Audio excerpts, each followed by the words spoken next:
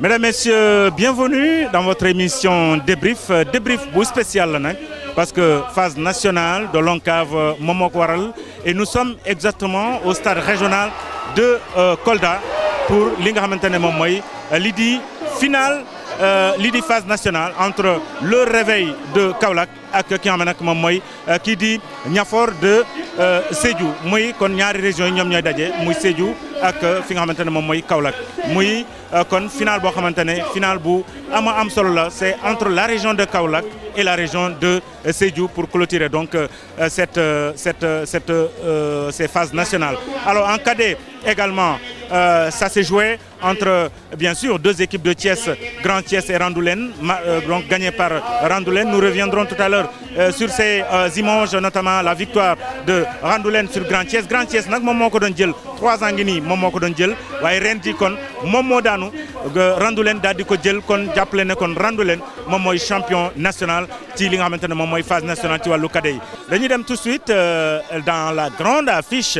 C'est une affiche inédite parce que tout simplement Niafor mi ngeen di gis ni Niafor musu ñëw phase nationale ren mu ñëw phase nationale mu dal di qualifier en finale muy lu am solo c'est vraiment inédit ci li nga xamantene mom moy navétane parce que bi moy 31e édition Réveil nak c'est une équipe habituée justement de cette compétition mu ñëwaat mais mom mo éliminé ki nga mom moy Farba champion en titre. D'ailleurs dama bëggoon Mamadou Diop avant ñuy dem ci affiche bi ñi dem ci match bi nga xamantene mom moy diganté Réveil ak Farba parce que match boobule match bu am solo la won c'était un match très stratégique parce que ñaari équipe yi daje woon nañ ci li nga xamantene mom moy phase yi daaw ci Dakar moy l'édition 2017 mais biñu dajé fi ki nga xamantene mom moy Farba ñi dal di ko éliminer ci li nga xamantene mom moy kon demi-finale ki nga xamantene mom moy Réveil mom mo éliminer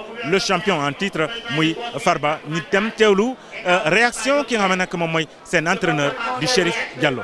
waaw élimination bi bon xam nga boo ñëwee di défendre le titre dafa metti parce que booy ñëw di wuti mooy gën a yomb si yow mais défendre le titre ak équipe bi nga xam ne moo fi nekkoon daaw pratiquement équipe bi yëpp dem benn jour des fi nga jël ay cadets montantes ak ak 8 personnes yi nga xam ne da nga leen ñëw renforcer ak xale yi donc chapeau à eux quoi parce que man fi mu nekk nii damay wax ni xale yi def nañ performance quoi parce que kenn yaakaaru woon ni xale yi dinañ egg si stade bi quoi. Alors gis ngeen la réaction de Chérif Diallo donc véritablement bon lu mu wax noonu la parce que ci effectif bu mu indi woon y a qu'un seul joueur benn rescapé rek la am donc mu joué ba demi-finale c'est quand même un résultat positif pour l'équipe de Farba de Dakar. Alors léegi nag ni dem ci la grande affiche la finale entre bien sûr Réveil de Kaolack et bien sûr cette équipe de Niafor, de Sédhiou, de Simbandi Balante, c'est dans le département de Sédhiou, dans la région de Sédhiou. C'était une belle affiche. On revient juste après. Sur le terrain.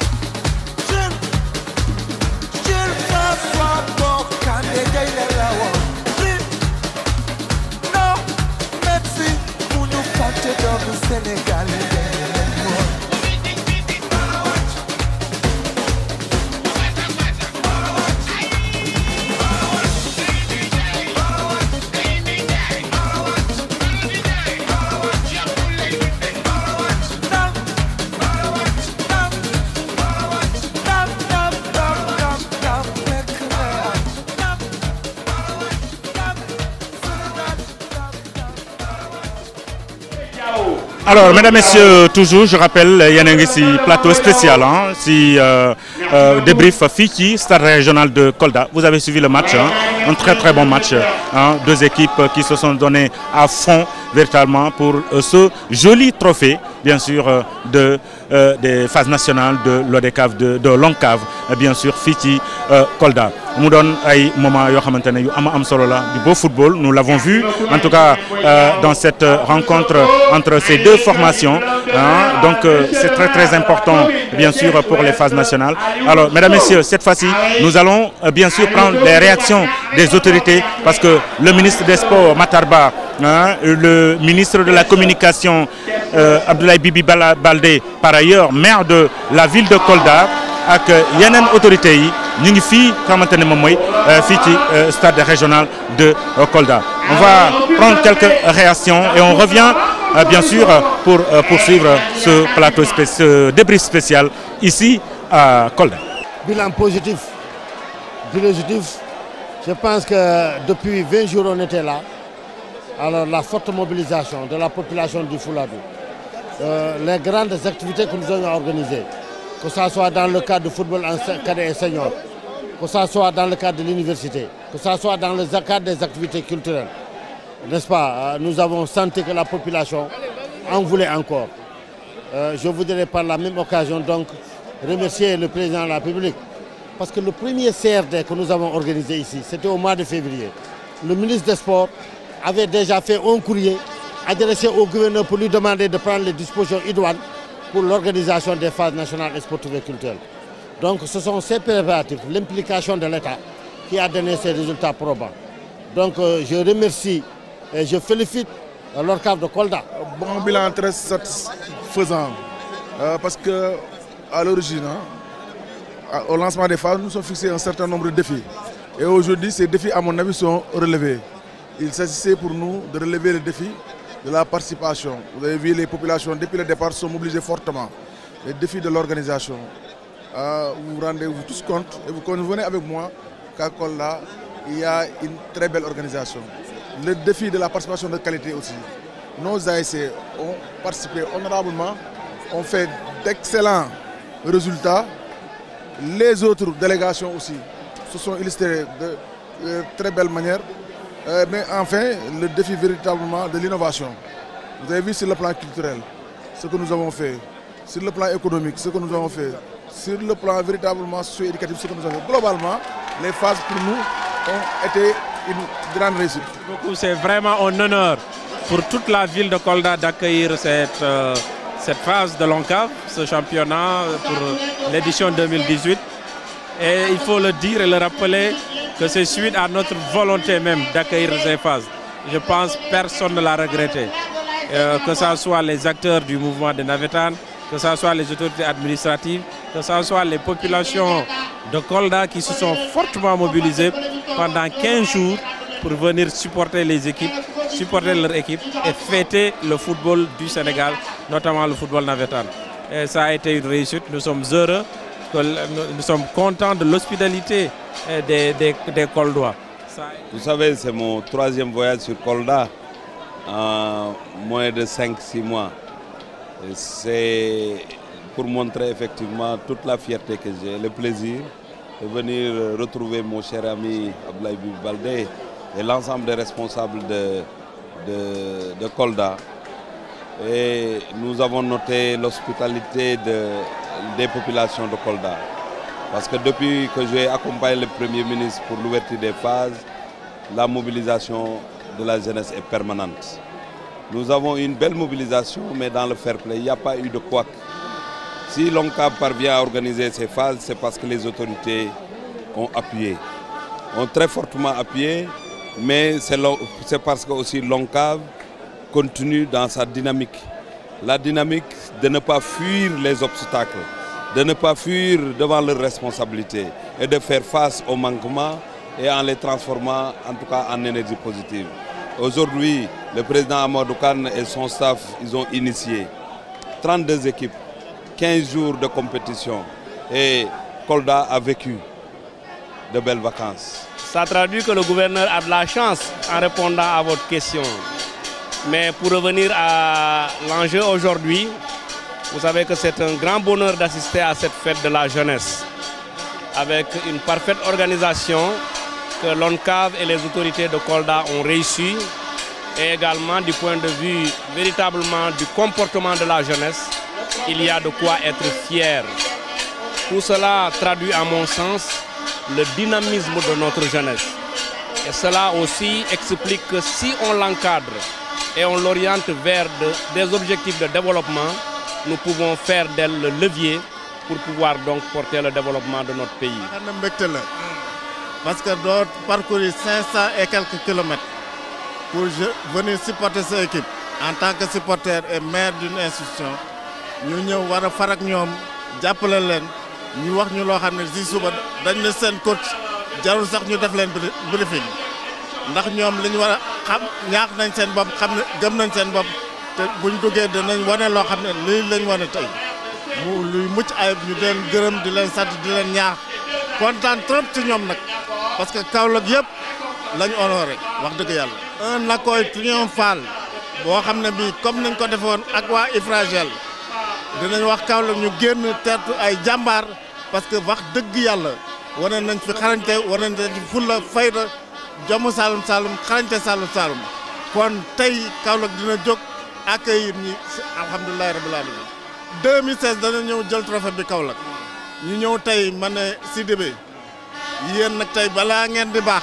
ngeen jël li ñu leen joxoon ngeen delloo ñu ko ñu yóbbuwaat ca dëkk Mbossé Coumba Jigéen te loolu la Sidibé def muy un premier adjoint maire bu may encouragé di leen gërëm di leen sant parce que dañoo dalal maire aussi dalal nañu ci jàmm ñu nekk fi daal ci jàmm ñu accompagner ci jàmm ils nous ont bien accueillis loolu nag dañuy delloo njukkal tous les Koldois en tête le ministre et maire de Kolda Abdoulaye Bibi Diallo. Voilà, vous avez suivi bien sûr les réactions des autorités, notamment les ministres et d'autres autorités, le président de l'ONCAV.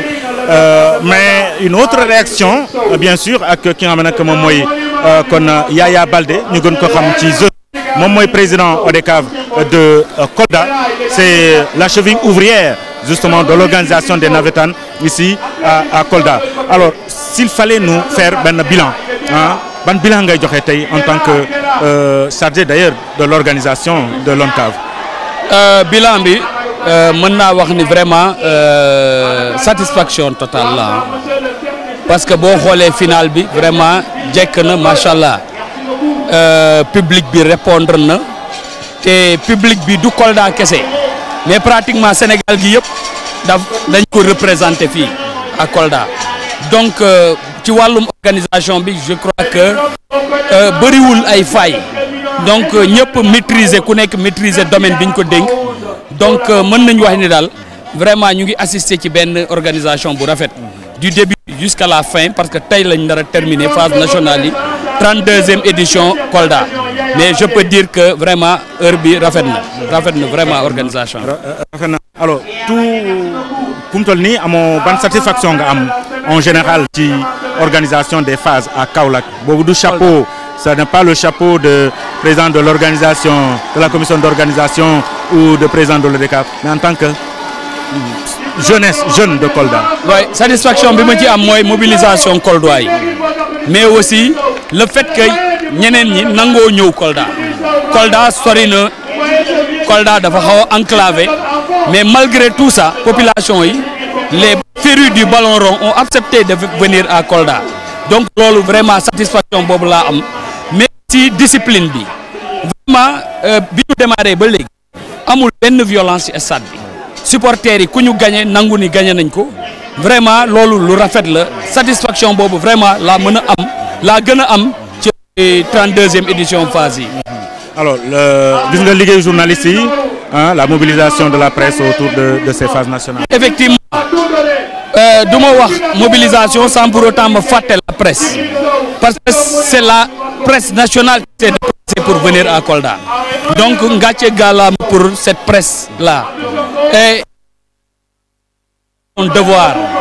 son devoir d'informer ils le font avec cœur donc avec beaucoup de volonté donc maa ngi leen di remercier spécialement waa vie aussi parce que vous êtes en train vous avez rehaussé même votre participation à rehausser cette phase nationale là le plus important c'est les médias qui passaient c'est-à-dire la presse écrite. Mais aujourd'hui, avec la télévision, ça rehausse encore une fois l'image des femmes et on est suivi un peu partout, au niveau national et au niveau international. Donc chapeau à la presse et spécialement à la DT TV. Merci beaucoup. Merci.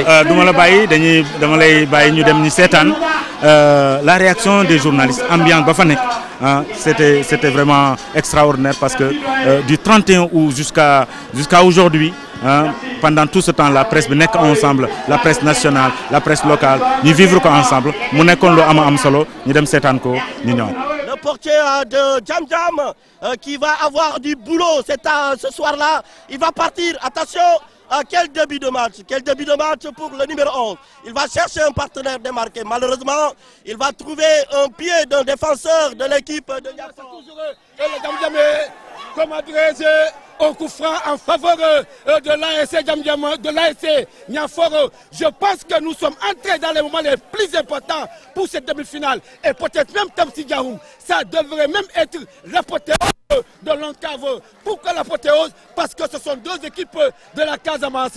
Et c'est bien parti pour cette phase nationale, la 32e édition de l'Oncave ici. Ouais, la presse est vraiment présente ici. En tout cas, nous vivons le match comme nous sommes sur terrain, nous sommes à notre niveau et l'information passe. Alors, bien.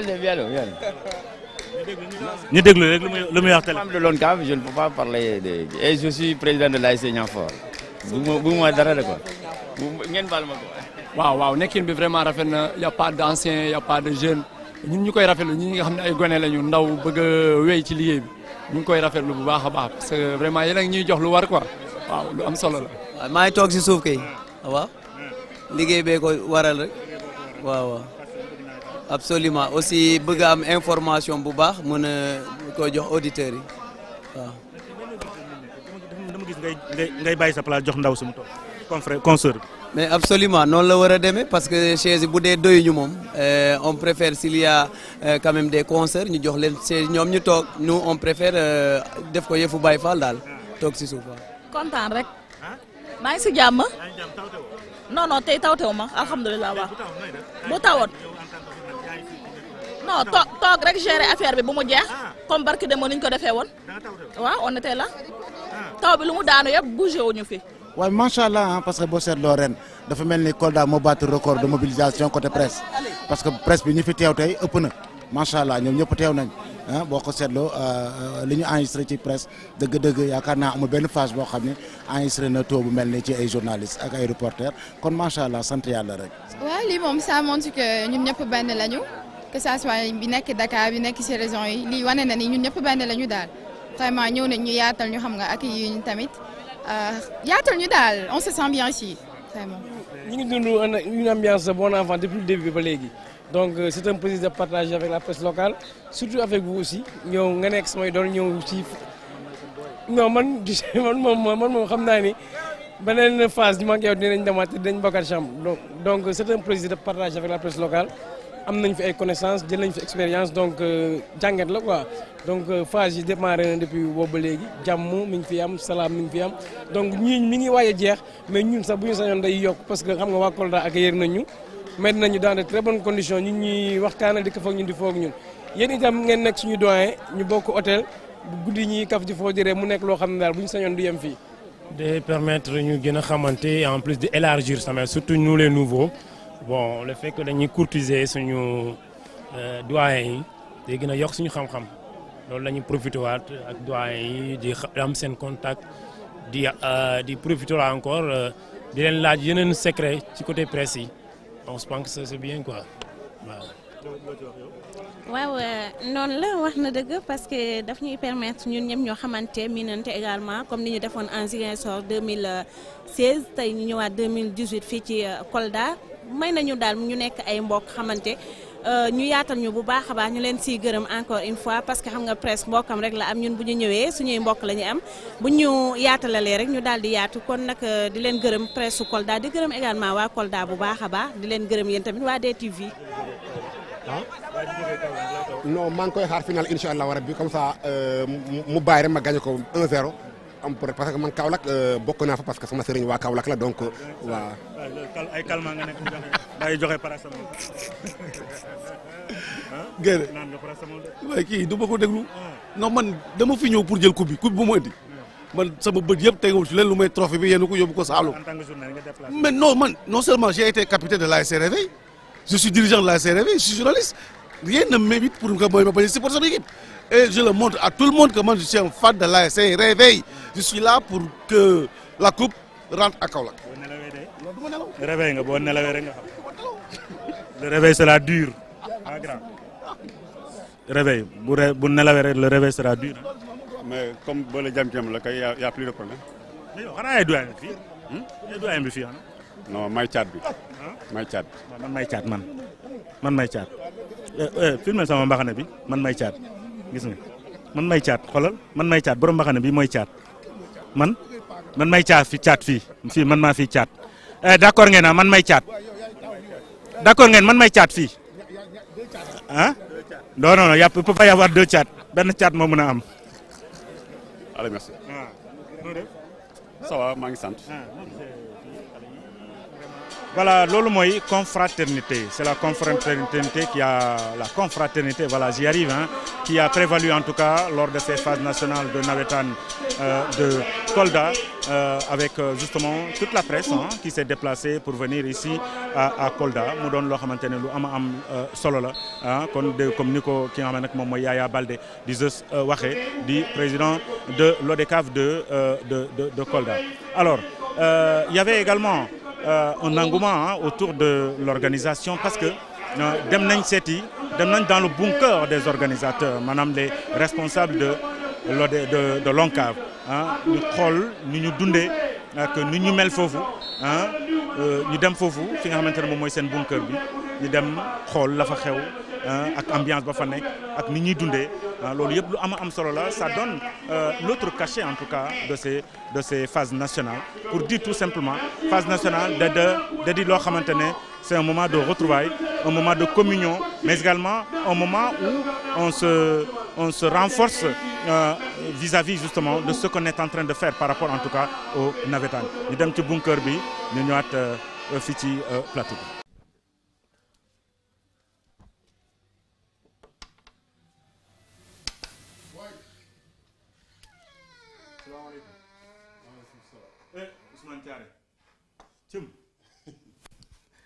Ousmane Thiaré ngoog waaye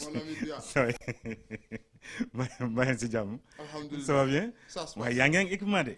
waaw damay préparer match ngoon bi. ci match ngoon bi nga nekk. moo tax nga waaw ñun yéen ak ñun la. waaw mais l'union des journalistes et arbitres. waaw contre les délégués de l'ONCAV.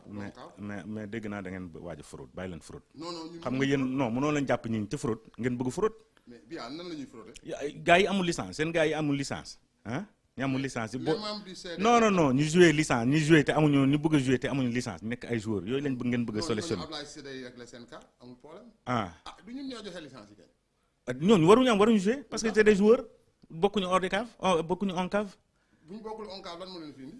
non accompagné ay déedéet yéen comité directeur lañ wax. waaw ngeen bëgg waaw léegi ngeen bëgg a jël. comité directeur xam nga ñaata lañ.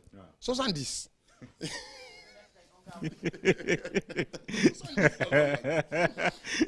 yéen waajal ngeen sàcc bi non waajal ngeen sàcc bi. bu ñu defee présélection. def sélection après def tri. bilaay da ngeen xam ne fii ngeen di fekk journaliste yi. waaw mais liñ jaaxal ay avocat non liñ jaaxal rek mooy yéen ak arbitre yi bokk équipe te arbitre yi arbitré. ba ci lan. looloo xaw a doy waar. voilà looloo xaw a doy waar.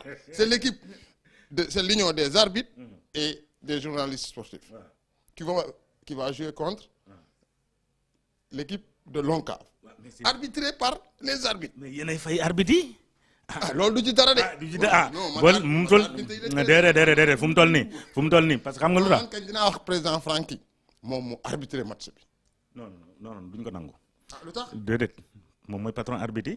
waaw moom ngeen di jox xaalis pour payer les arbitres. il voit pas l'argent xaalis bi kañ moom fi mu war a jaar. waaw mais ba léegi waaw non am na benn gaañ bu nekk fële bu tudd Fall.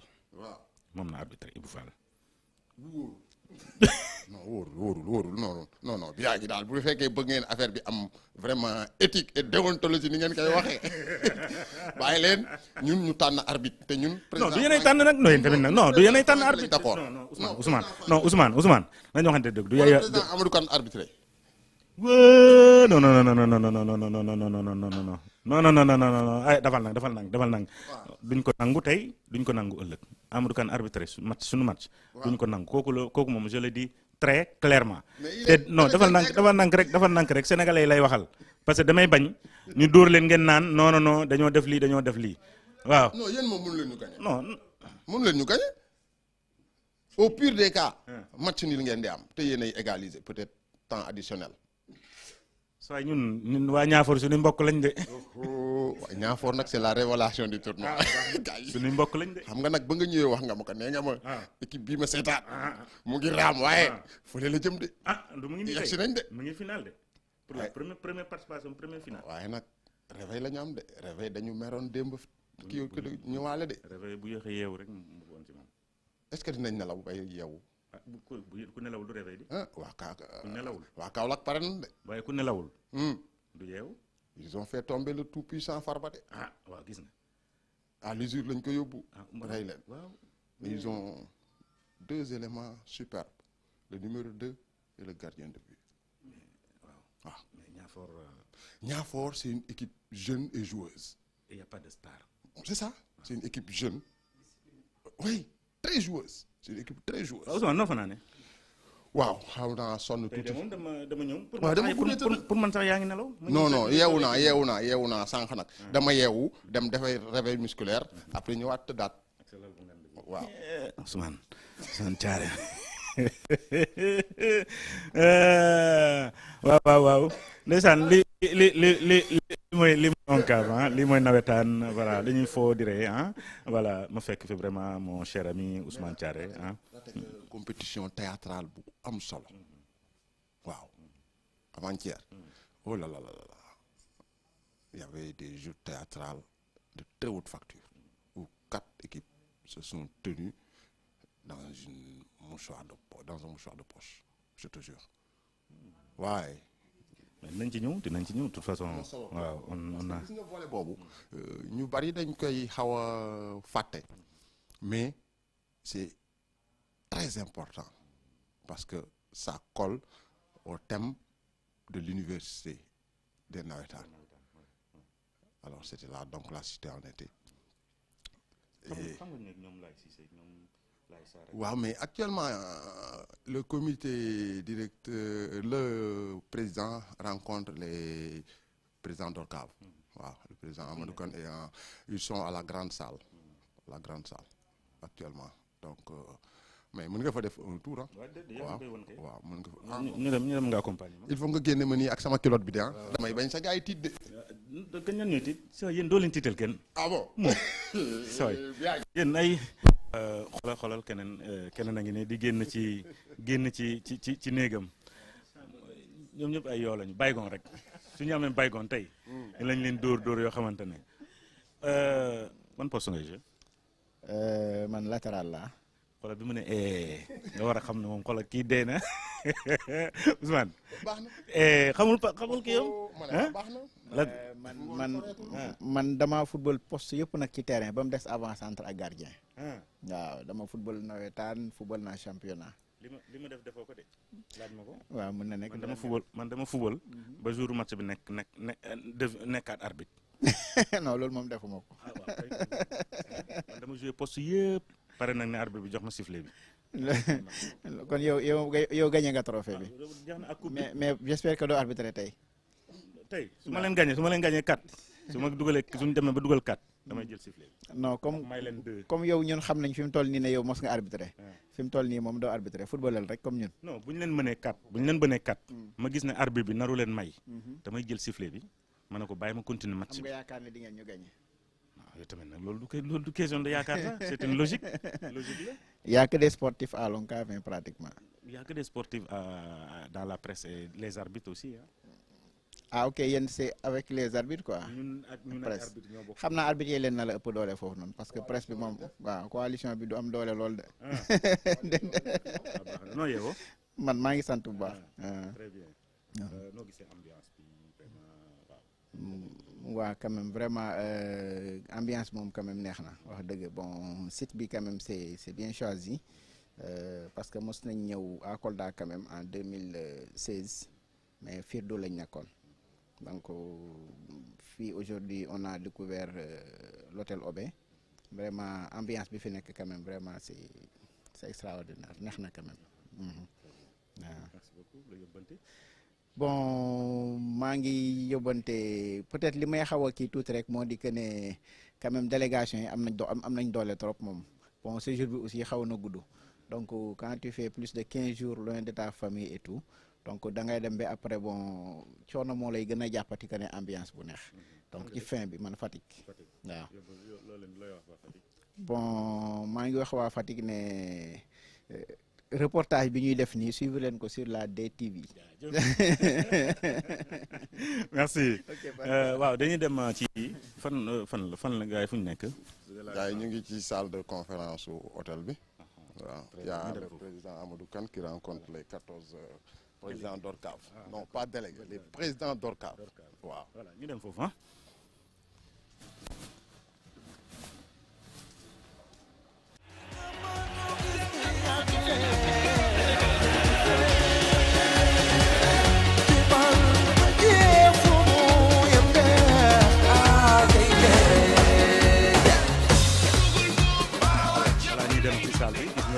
ambiance bu am fii ah gaa yaa ngi toog ñeneen di surfer ñeneen di xool match Tottenham lii la Atlético Madrid Eibar voilà ah grand yooyu da nga wuuf bool de sa waa ji moom mu ngi préparé añ bi moom ah waaw ñaata kudd moo fa am ah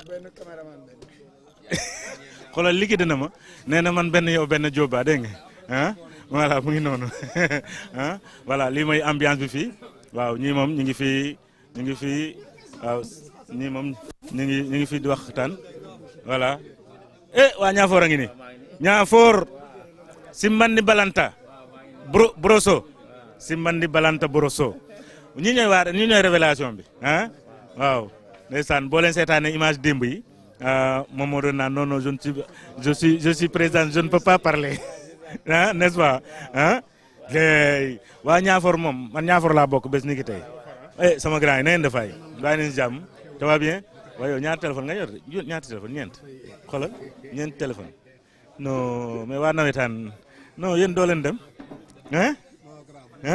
ah xoolal kii moom yow téléphone bi yàqu na de Ñaafoor ma ne Ñaafoor ma xew je suis le président de l'ODCAV de Goudomp département de Goudomp waaw. C'est le meilleur match hier. C'est le meilleur match vraiment. Oui, c'était la finale. C'était la finale. C'est la meilleure équipe c'est Niakhor. Sérieusement parlé hein. Si Niakhor. duñu sonn. yow doo wax ak ñun. xanaa le maire de Niakhor ngay waxal. hein Simbandi Brass waaw maire mais ñoom lay waxal ki maire bi lay waxal wala Serigne bi ngay waxal. gaa ngi Jóoba gaa ngi préparé final bi barke Rasulullah ah non ay gëree ngeen nag salaamaaleykum mbay nañ si jàmm nuyu naa leen bu baax a baax waaw mbay nañ si jàmm ça va bien alhamdulilah waaw gis nga gaa yaa ngi toog ah voilà mooy ambiance fii gaa ngi toog di xaar ngoon tey nag am nañ xam nga am nañ match journaliste contre ONCAV tey dinañ leen dóor ba ngeen perdre seen poste yi waaw lañ leen dóor tey ba kenn ku nekk fàtte postam xaw ma président xaw ma vice président xaw ma chargé de lan da ngeen koy ñàkk tey waaw ah Kanté góol Salah Almadi wala Almadi kaay ma xonk ko gima góol bisimillahi Salah Almadi wala Almadi fulan simba jal dunda fatakulo mbiri mbaɗa haala bada ah waa Ñaafoor la waa Ñaafoor non yow doo football yow da ngay finalu non moom day finalu non du jouer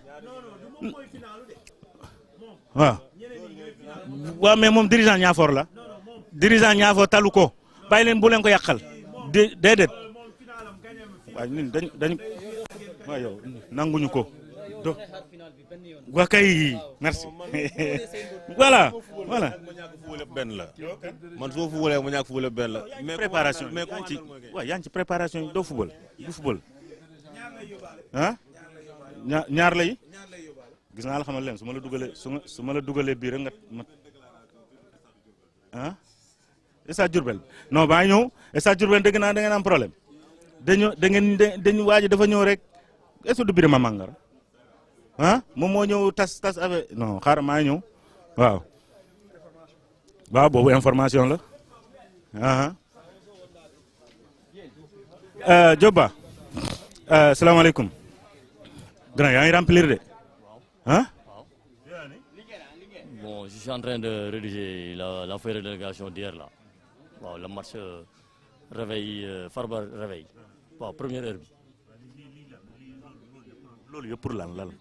Bon, ça rentre dans le cadre de, du résultat du match. C'est le document qui entre en jeu quoi, dans l'homologation de la rencontre. Bon, le rapport de délégation est une pièce essentielle. Oui. Non, c'est pas moi qui homologue. Il y a une commission qui est chargée d'homologuer les rencontres. Après avoir réuni tous les documents. Bon, ce document-là en fait partie. C'est une pièce essentielle. Plus la feuille de match. D'abord, pour homologuer un match, il faut la feuille de match d'abord. La feuille de match est détenue par les arbitres qui ont un rapport complémentaire à faire. fii de xaw ma looy homologué xaw ma da ngay homologué xaw ma doo homologué waaye résultat yi moom jeex na suba final la. suba final la. Oui, c'est une finale, mais il faut formaliser quoi. Suba final. Par un document matériel. Ouais, c'est ça. Non, waaw ils sont très forts. Un document essentiel. Non, day jël nii rek. Ki mooy Yaas. Waaw. Yaas noo def. maa ngi nii. waaw Yaas. damay wax li ma amel de. lu ma la amel Yaas yow tamit nag Yaas non Yaas bul def loolu yow tamit nag ah Yaas ñoo bokk suñu wakaam nag ñoo bokk suñu wakaam nag.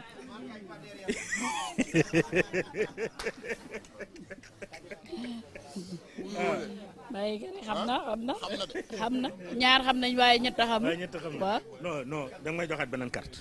déedéet du ma la nga jox kay yow carte juróomi at nga ameel ma 10 000 naroo ma fayaat beneen bu ma la joxee xanaa 20 ans nga jëm. président Macky Sall dafa prolongé mandaam 7 ans loolu moo tax waaw bu mat 7 ans lu matee dama jox la 10 000 waaw. ah waaw.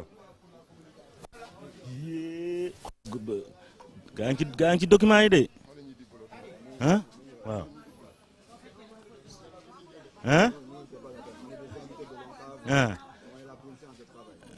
oui mais vous faites partie de l'ONCAV, vous êtes des invités de l'ONCAV. Oumar Diallo international sportif yow grand yow ba pare ngay naan vous êtes des invités de l'ONCAV mooy FIFA laa fi gis nga naan non grand yow tamit nag waaye bàyyi li ngay def yow kon FIFA laa fi gis comment na ngeen nekk yow tamit nag na nga def ça va. Ça va bien merci ça va ñu ngi sant yàlla bu baax merci.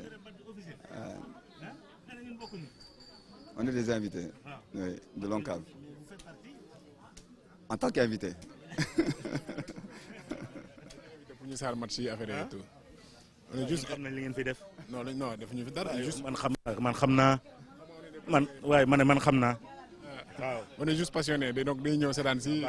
mais il faut bien noter les noms les noms que vous avez pu glaner quelque part là non man joué wu ma ba ngay bind sama tur yéen ñëpp yéen a ngi yore seen carte. man secrétaire laa rek secrétaire la secrétaire administratif waaw.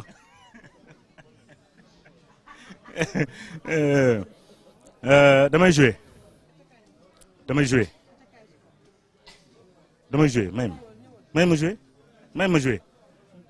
may ma jouer non duma xaar mu jeex de xaaral dóoral soo yoon doo leen tibb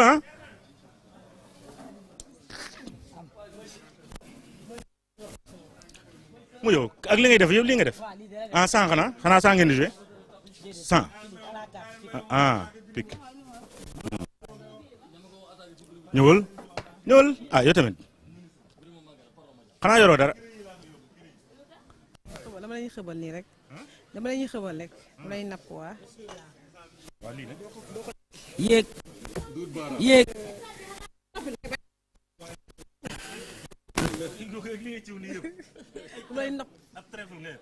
dama lay napp. waaw gis ngeen ah boobu mooy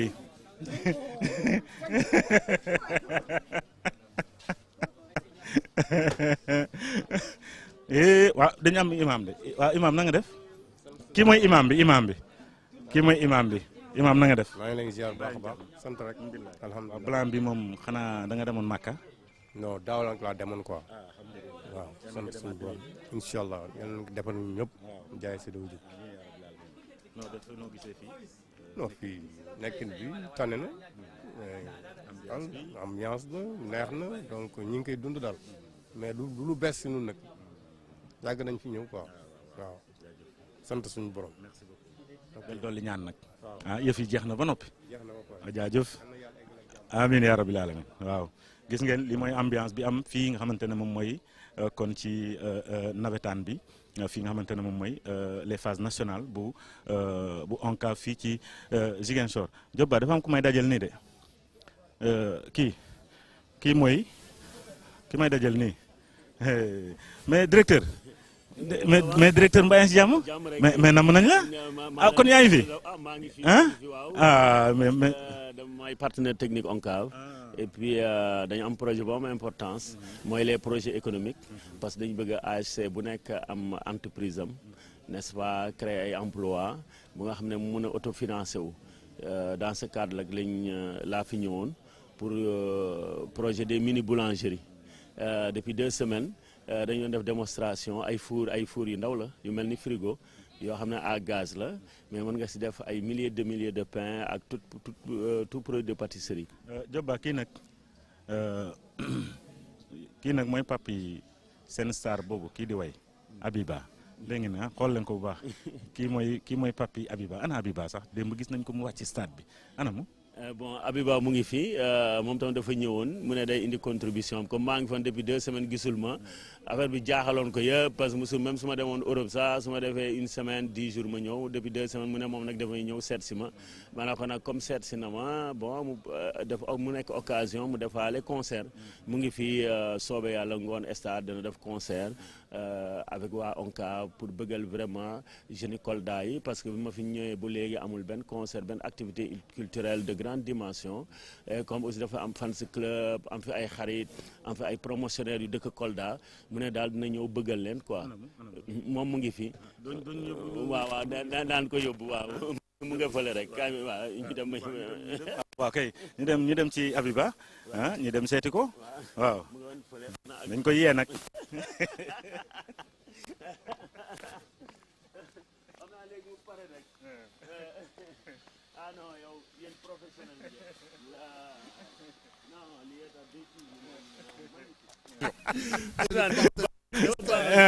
de l'ONCAV léegi nag xam nga mooy papa yi Abiba star ba mooy xaritu xale yi léegi ah moom ma ne ko nag léegi nañ dem seeti ko nag comme que mu ngi fi waaw comme que mu ngi fi xam nga lan la def jeunesse coldoise la may concert gratuit cet après-midi.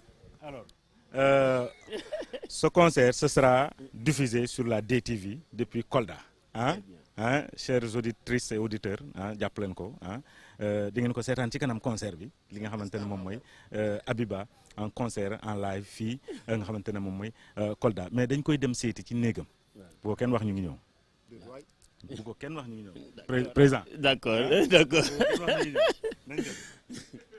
ama caprice star la de mu ne lu tax ngeen dugg suma néeg kon salaamaaleykum salaamaaleykum xanaa day nelaw kon salaamaaleykum kon cëm la star mu ngi nii ah waa gis nga tey dañ ko bett waaw dañ ko bett muy nelaw man lu ma tax ma ne bu ko kenn wax ne ñu ngi ñëw bu ko kenn wax ñu ngi ñëw waaw mu ngoog de Abiba xaritu xale yi cëm la star nuyu naa la. fay naa la. mbaa yaa ngi si jàmm. ça va alhamdulilah. waaw noo fanaane. ça va c'était bien. xool sa papa fee laa ko foree. ma ne ko dégg naa nag Abiba mu ngi fi il faut nga yóbbu ma foofu. waaw. waaw donc maa ngi kontaan di nuyu waa Dakar di nuyu waa Sénégal bi yëpp di kontaan ci accueil waa Kolda vraiment di remercier waa ONCAV ak monsieur Diop sama papa ak président ONCAV bi donc di leen remercier éventuellement. dégg mu naan monsieur Diop wala mu naan sama papa mu ne di remercier monsieur Diop non. Là c'est le cadre professionnel kon daal moom boole ko ci staff bi quoi. non bokkul ci staff bi. non. non. ma defe ne sa papa mooy sa manager yow tamit. non c'est ma grande sœur mon manager. papa c'est le producteur. C'est faire la part des choses elle est professionnelle donc jusqu'au bout des ongles. Ouais, super ça c'est super quand même.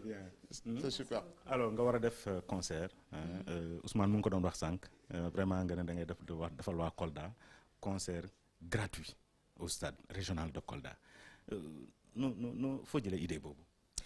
Ça vient de monsieur Diop mon père. Voilà donc c'était juste pour venir faire plaisir durant ces tournois donc voilà on le fait juste avec plaisir pour ñëw passer du temps avec les fans yi nekk Kolda voilà loolu tax ñu ñëw. ma gis le gars yi.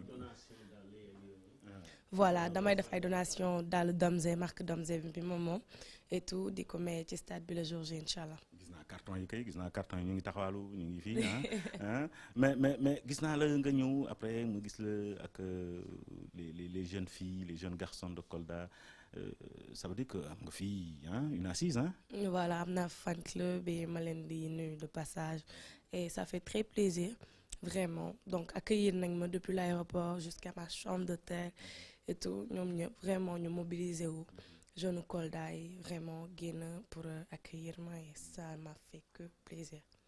loo fas yéene def ci concert bi. lu toj incha allah kii bi moom xam nga ne moom kii boobu mën nga koy maye loo leen nar a jox. waaw loolu nag comme d'habitude dañuy def le show incha allah foo ànd ak public Kolda bi incha allah yëngal rek mu tàng ñu falaale comme d'habitude loolu rek nañuy def. non xale bi nar na ko tey nag waa xam nga ne dañ koy DTV moom moo am exclusivité boobu concert bi da koy wane puis sa fan si yëg ko gis ko muy lu am solo. voilà donc may nuyu waa DTV vraiment def naa fa ay émissions yu bëri c'est une belle télé et voilà ça me fait plaisir aussi donc nag bett ngeen ma ko tànnoo ci. mais noonu la xam nga ñun dañu am suñuy fem te soo xoolal sa paa bi monsieur Diop du ma wax sax sa pap comme que yow nangu wax sa pap monsieur Diop dama ko ne xoolal moom ak Ousmane man leen bu ko kenn wax ne ñu ngi ñëw dama ko bëgg bett ci chambre am. moo tax ñu ngi soog a yegg si rek jaxasoo bi fii voilà. bul wane sama néeg wax doo ma wane ma.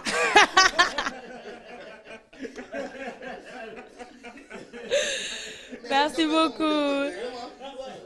Et sa chambre elle-même. Alors, vous voyez. boo paree nag nga dem defar sama chambre. D'accord, amul problème. Monsieur Diop avec votre permission gis naa nu muy defaree chambre bu paree mu dem defar sama chambre.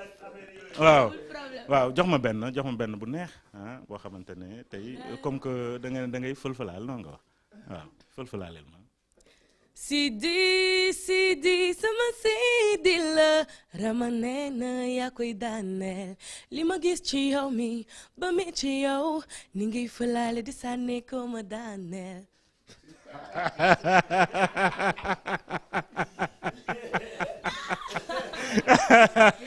Mais merci beaucoup non du tout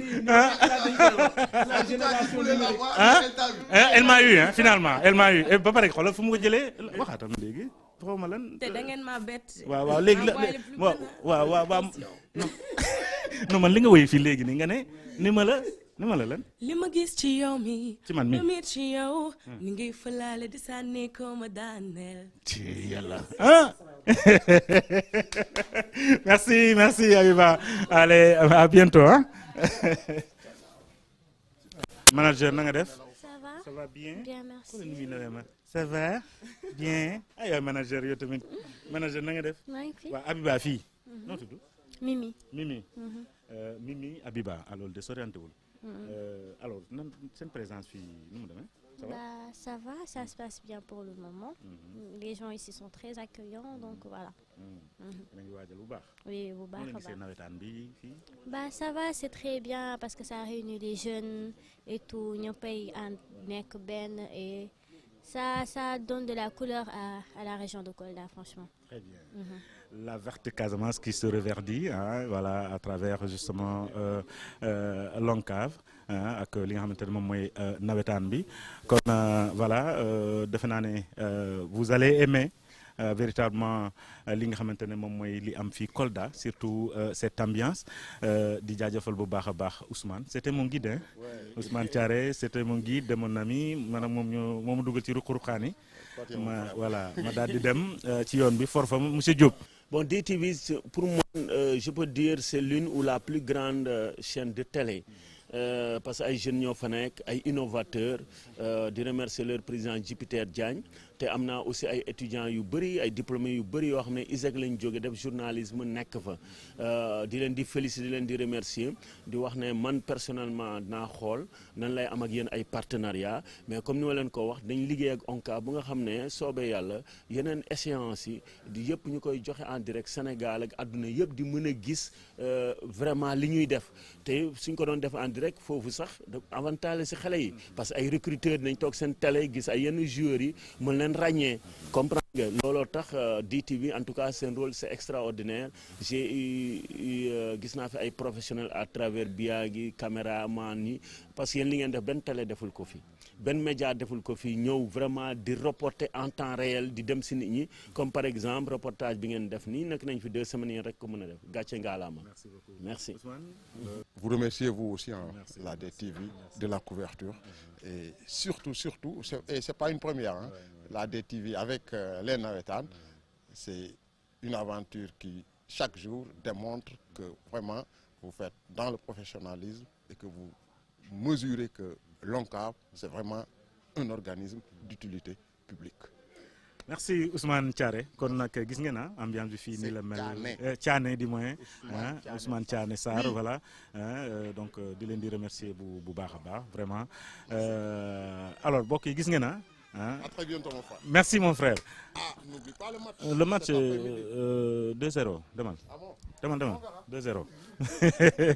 Voilà merci li moo doon li nga xamante ne moom moo am fii vraiment ci hôtel bi fii nga xamante ne délégation yi fii lañ nekk mu nekk loo xamante ne lu am solo la parce que baax na nit ñi xam nit ñi ñuy dundee fii ci nawetaan yi loolu dafa am solo bu baax a baax donc vraiment on va se retrouver très prochainement mesdames messieurs balaa peut-être ñu kii sax mën nañ dem ci leneen n'est-ce pas allez merci ciao à bientôt. Voilà gis nga ambiance bi am foofu nga xamante ne moom mooy kon ca bunker bi nga xamante ne moom mooy waa ONCAV mooy les organisateurs ci anam ga nga xamante ne noonu lañ dundee dafa am solo ñu koy wane ñi xam lii ñuy dund ci phase nationale bu nawetaan parce que c'est la fête nu ma koy faral di waxee c'est la fête de la jeunesse sportive et culturelle parce que xam nga loolu yëpp am na fi muy loo xamante ne lu am solo lu tax ma ne culturel gis ngeen Abiba dama ko bett gis ngeen ni ngeen ko gisee donc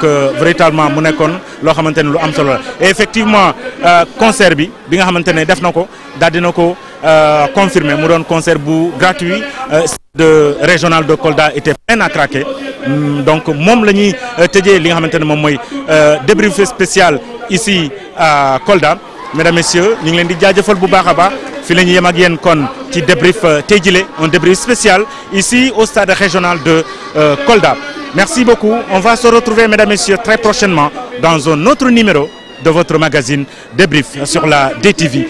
Mais pour clôturer en apothéose, bien sûr, maa leen di bàyyi ak li nga xamante ne moom mooy le concert de Habiba, hein, ici au stade régional de Kolda. À très bientôt.